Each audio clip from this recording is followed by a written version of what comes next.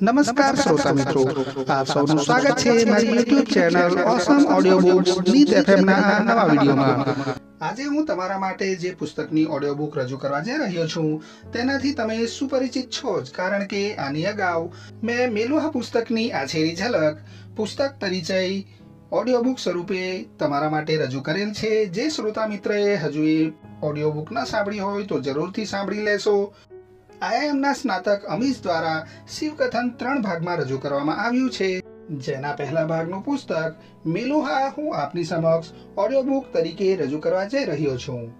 તો આપના માટે પ્રસ્તુત છે મેલુહા ઓડિયો બુક ભાગ 2 પ્રકરણ 1 એ આવી ગયા. મિત્રો, આની અગાઉ હું મેલુહા પુસ્તકના પ્રકરણ 1 નો ભાગ 1 તમારા માટે ઓડિયો બુક સ્વરૂપે રજૂ કરી ચૂક્યો છું અને હવે આપણે જોઈશું ભાગ 2.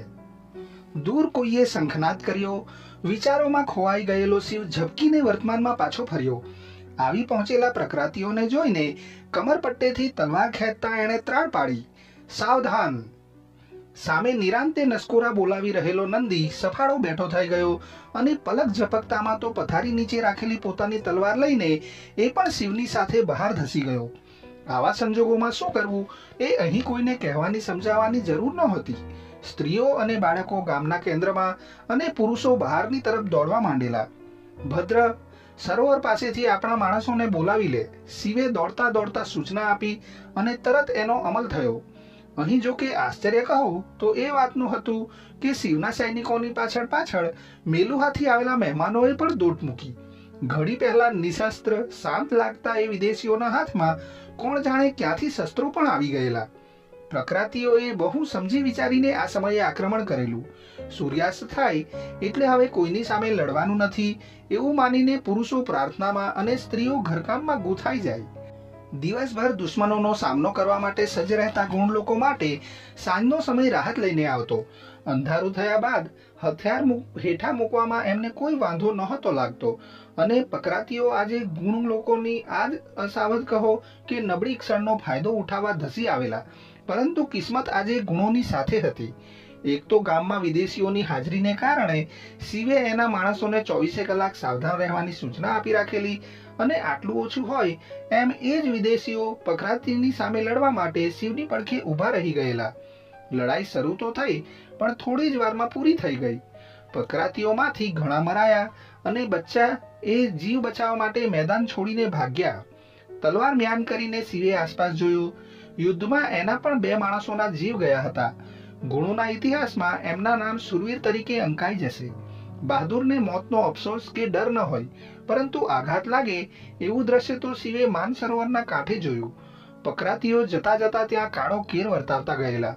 હુમલો થયો ત્યારે જળાશય પાસે થોડી સ્ત્રીઓ અને બાળકો હતા. એ સમયસર ગામની અંદર પહોંચી નહોતા શક્યા. લડાઈ પૂરી થવાની રાહ જોતા એ બાપડા ત્યાં જ બેસી રહ્યા. લડાઈમાં હારીને ભાગેલા પ્રકૃતિઓએ આ નિર્દોષ જીવો પર પોતાનો રોષ ઉતાર્યો. સરોવર કાંઠે 10-12 લાશો પડી હતી. આવું પહેલીવાર થયેલું. ગુણોના વિજયનો આનંદ ઓસરી ગયો. માનસરોવરના કિનારે શિવે પોતાના ભવિષ્ય માટેનો નિર્ણય કરી લીધો. જો કે લોકોને પૂછવું પણ એટલું જ જરૂરી હતું. ગામની વચ્ચોવચ બધાને ભેગા કરીને શિવે મન મોકળું કર્યું. શાંતિ વિહાર જીવવાની રહી સહી આશા પણ આજે મરી પરવારી. આપણે પ્રકૃતિઓ સાથે સુલેહ કરવા માટે બને એટલા ઉપાય કરી લીધા. મારા પૂર્વજોએ તો પ્રકૃતિઓ માટે માનસરોવરની આસપાસનો વિસ્તાર પણ ખુલ્લો રાખવાની તૈયારી દાખવી હતી, પણ આપણી ભલમનસાઈને એ લોકોએ નિર્બળતા માની લીધી અને પરિણામ આજે નજર સમક્ષ છે. દુઃખ લાગે તો એ વાસ્તવિકતા સ્વીકારવી પડશે કે આ ભૂમિ પર ક્યારેય હિંસાનો અંત આવવાનો નથી. હિંસાથી ટેવાઈ ગયેલા ગુણો પણ આજે એમના સ્ત્રી બાળકોની લોહી નીતરતી લાશો જોઈને હચમચી ગયેલા. એમના દુઃખી હતાશ ચહેરા સામે જોઈને શિવે કહ્યું, તમારાથી મેં ક્યારેય કોઈ વાત છુપાવી નથી. તમે સહુ જાણો છો કે મેલુહાથી આપણા માટે શું સંદેશ આવ્યો છે. અધૂરામાં પૂરું આજે યુદ્ધમાં આપણો સાથ આપીને આ વિદેશીઓએ મારો વિશ્વાસ જીતી લીધો છે. હવે એમના આમંત્રણમાં વિશ્વાસ રાખીને એમની સાથે મેલુહા જવું કે નહીં એ તમારે નક્કી કરવાનું છે. આગળ ઉભેલા ભદ્રને જવાબ આપતા વાર ન લાગી. શિવ, ગુણ પરંપરા છે કે જ્યાં રાજા ત્યાં પ્રજા. અમારા રાજા કહો કે સેનાપતિ તમે જ છો અને તમે જે કહો એ અમને મંજૂર છે. સામે દલીલ કરવાનો મોકો જ શિવને ન મળ્યો. ગામ લોકોએ એક અવાજે ભદ્રની વાતને ટેકો આપ્યો. જો કે આમાં માત્ર જૂની પરંપરાએ ભાગ નહોતો ભજવ્યો. આજ સુધી દરેક મુસીબત વખતે શિવ એમના માટે ઢાલ બનીને ઊભો રહ્યો હતો. માનસરોવર હોય કે મેલુહા, શિવની છત્રછાયા હેઠળ એ બધા હંમેશા સુરક્ષિત રહેશે એવા વિશ્વાસ સાથે ગુણોએ કહી દીધું, શિવ, તમારો નિર્ણય એ જ અમારો નિર્ણય. માનસરોવરથી નીકળ્યાને આજે 5 દિવસ થઈ ગયેલા. દિવસભરની મુસાફરીથી થાકેલા કાફલાએ સાંજ પડીએ એક ખીણમાં પડાવ નાખ્યો. જો કે શાંતિના સમયે પણ ગાફેલ રહેવાનું શિવના સ્વભાવમાં નહોતું. વિશ્રામના સ્થળે પણ એની વ્યૂહરચના પાકી હતી. વિશાળકાય અને જરા સરખો અવાજ આવતાની સાથે ઊંઘમાંથી જાગી જનારા યાક પશુ શિવે વર્તુળાકારે ઊભા રાખેલા. એમની પાછળ સશસ્ત્ર પુરુષો અને વચ્ચોવચ્ચ તાપણાની ફરતે સ્ત્રીઓ અને બાળકો હતા. કોઈને કદાચ આશ્ચર્ય થાય કે માનસરોવર છોડીને આટલે દૂર આવ્યા પછી કોનાથી ડરવાનું? એ વિશાળ જળાશય, એની આસપાસની જમીન પર કબજો જમાવીને પકરાતીઓ તો હવે ખુશખુશાલ હશે. એમને હવે લડવાની જરૂર નહીં લાગે. પણ શિવ દીર્ઘ દ્રષ્ટા હતો અને પકરાતીઓના સરદાર યાખ્યાની પ્રકૃતિથી પણ વાકેફ હતો. એ માણસ ખુદની વીરતા સાબિત કરવા માટે તલસતો હતો. ગુણો પોતાની મરજીથી માનસરોવર છોડીને જતા રહ્યા એ વાત યાખ્યાને ખટકો કરાવતી હશે. એણે તો દુનિયા સામે એવું પુરવાર કરવું હતું કે યાખ્યાથી ડરીને શિવ અને ગુણો યુદ્ધનું મેદાન જ નહીં, માતૃભૂમિ છોડીને ભાગી ગયા. ગુણો સુખરૂપ મેલુહા સુધી ન પહોંચે એ માટે યાખ્યા બધા પેંતરા અજમાવી લેશે એ વાતમાં શિવને કોઈ શંકા નહોતી. શિવને યાખ્યાનો ભય નહોતો, પરંતુ વર્ષોથી ચાલી આવેલી અને હજીએ અંતહીન દેખાતી નિરર્થક હિંસાથી એ કંટાળી ગયેલો. યુદ્ધના મેદાનમાં વિજય ભલે કોઈ એક પક્ષને મળે, પણ અંતે નુકસાન બંને બાજુએ ભોગવવું પડે. આ વિચારના આધારે શિવે માનસરોવરનો કાંઠો છોડેલો અને ગુણો સહી સલામત મેલુહા પહોંચે એ જોવાની જવાબદારી પણ એના માથે હતી. નંદી આ જાણતો હતો એટલે એણે પણ થોડે દૂર એવી રીતે છાવણી નાખી હતી કે કોઈ હુમલાખોર એમને ઊંઘતા ન ઝડપી શકે. જો કે પકરાતીઓ આ તૈયારીઓથી અજાણ હતા. અંધકારનો લાભ લઈને એમણે આક્રમણ કર્યું અને ફરી એકવાર ભોંય ભેગા થવાનો વારો આવ્યો. એમાંથી ઘણા તો યાકની લાતોથી જ અધમુઆ થઈ ગયા અને બાકીના પર ગુણો અને મેલુહાવાસીઓ તૂટી પડ્યા. હજી મૂછનો દોરોય માંડ ફૂટ્યો હતો એવો એક યુવાન પકરાતી ખુલ્લી તલવારે શિવની સામે ધસી આવ્યો. યુદ્ધના મેદાનમાં નવા સવા નિશાળિયા જેવા લાગતા એ યુવાન પર શિવની દયા આવી ગઈ. ધાર્યું હોત તો તલવારના એક ઝાટકી પેલાનું માથું ધડથી જુદું કરી નાખવાની તાકાત શિવમાં હતી. પણ એ છેલ્લી ઘડીએ 2 ડગલા પાછળ હટી ગયો. એની તલવારે સામેવાળાના શરીર પર માત્ર નાનો એક ઘસરકો કર્યો, પરંતુ શિવની વીરતા અને ઉદારતા સમજવાને બદલે પેલા નાદાને તો વળતો ઘા માર્યો. શિવે આસાનીભેર એ ચૂકાવી દીધો, પણ એ ઘડી સુધી ખુદના રોષ પર બાંધી રાખેલો બંધ તૂટી ગયો.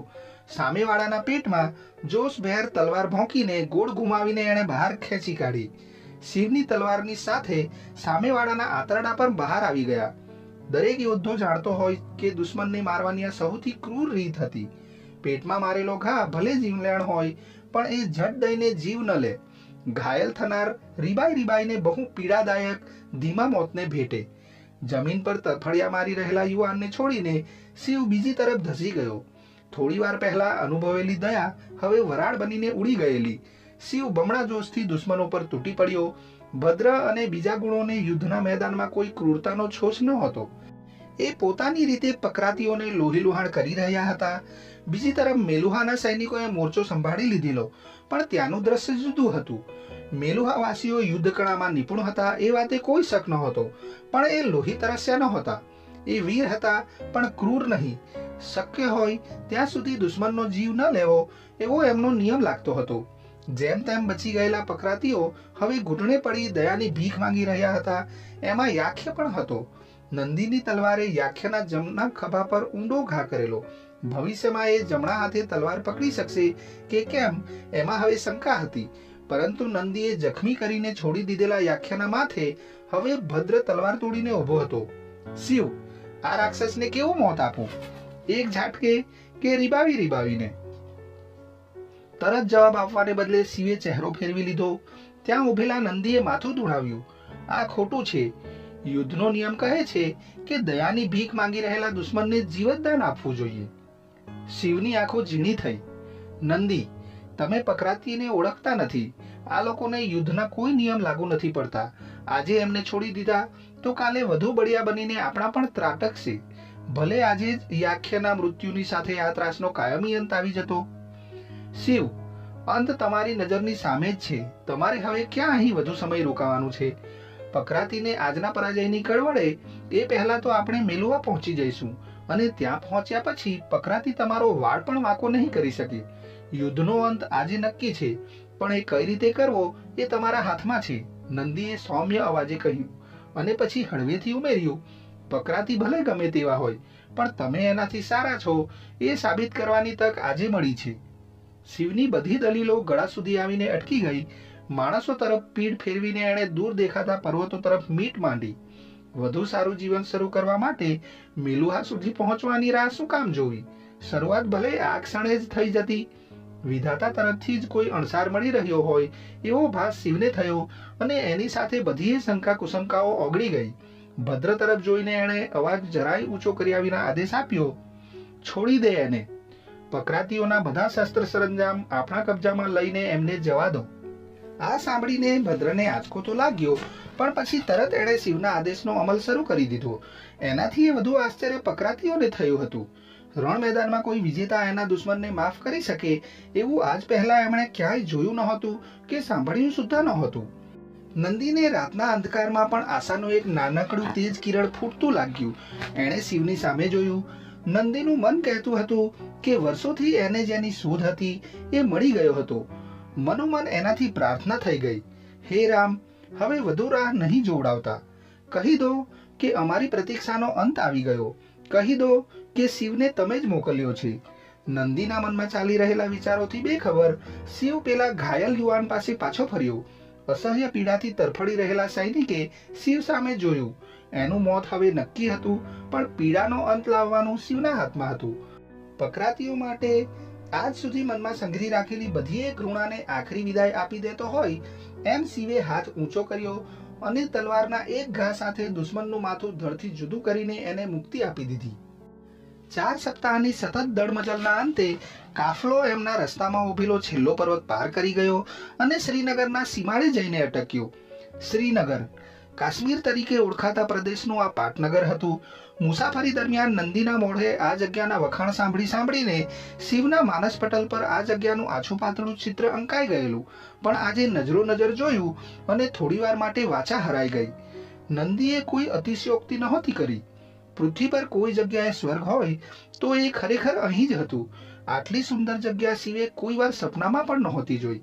માનસરોવરના પવિત્ર શાંત જળમાં એણે આંખોને ઠારી હતી, પણ આજે એણે ખડખડ વહી જતી ઝેલમ નદી જોઈ અને જોતો રહી ગયો.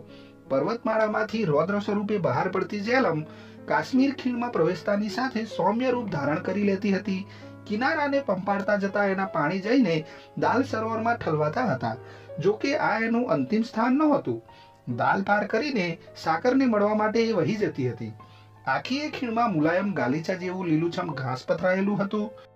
એના પર ગર્વભેર ટટ્ટાર ઉભેલા ચિનારના ઊંચા વૃક્ષો અને ખુદ પ્રકૃતિએ એની પાસે હતા એટલા બધાએ રંગના છાંટણા કરી દીધા હોય એવા પુષ્પો. હિમાલયની દિશામાંથી આવતા ઠંડાગાર પવનના સુસવાટા સાંભળીને ટેવાઈ ગયેલા શિવના કાને પક્ષીઓનો આવો મધુર કલબલાટ ક્યારેય નહોતો સાંભળ્યો.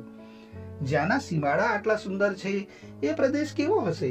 આભા થઈ ગયેલા શિવના મોઢામાંથી સરી પડ્યું.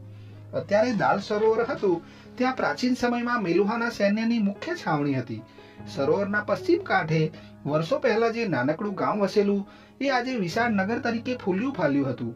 નામ પણ એને શોભે એવું હતું, શ્રીનગર, સન્માનને લાયક નગર. શહેરની રચના કરનારે સુંદરતાની સાથે સાથે સુરક્ષાને પણ લક્ષ્યમાં રાખેલી એ સ્પષ્ટ દેખાતું હતું. પથ્થર અને માટીની ભરણી કરીને ખીણમાં એક વિશાળ જગ્યાને ઊંચી કરાયેલી અને એના પર શહેર બનેલું. ચારે તરફ ઊંચી અભેદ્ય લાગતી દિવાલ હતી. અહીં આક્રમણ કરનારે પહેલા કપરા ચઢાણ અને પછી મજબૂત પથ્થરોનો સામનો કરવાનો હતો. વળી ઝેલમ કોઈ વાર વિકરાળ રૂપ ધારણ કરે તો એ એના પાણી શહેરની અંદર પહોંચવાના નહોતા. કિલ્લાની અંદર નગરવાસીઓ બધી રીતે સુરક્ષિત હતા.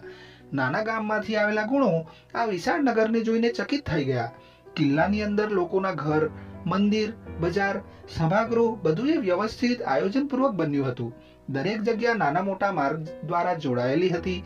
જો કે અદ્ભુત કુદરતી સૌંદર્યની વચ્ચે વસેલા આ શહેરમાં એક પ્રકારની સાદગી નજરે પડતી હતી. દરેક મકાન સફેદ, ભૂરા કે ભૂખરા રંગનું હતું. શ્રીમંતોના નિવાસસ્થાનો થોડા મોટા હતા, પણ આંખને આંજી નાખે એવી ઝાકઝમાળ ક્યાંય નહોતી. અહીં વસતા 20,000 લોકોમાંથી કોઈને પોતાની સંપત્તિ કે શક્તિનો દેખાડો કરવાની જરૂર નહોતી લાગતી. 200 માણસની સાથે શ્રીનગરમાં પગ મૂકતા વેત શિવને લાગ્યું કે વર્ષોથી મનમાં સંગ્રહાઈ રહેલો બોજ જાણે ઉતરવા લાગ્યો હતો. એણે હળવાશ અનુભવી. ભૂતકાળમાં જે પણ બન્યું એ બધું ભૂલી જઈને નવી શરૂઆત કરવા માટે હવે એ તૈયાર હતો. શ્રોતા મિત્રો, મેલુહા પુસ્તકનું પ્રકરણ 1 એ આવી ગયાનો આ ઓડિયો બુકનો બીજો ભાગ હતો, જે અહીં હું પૂર્ણ કરું છું.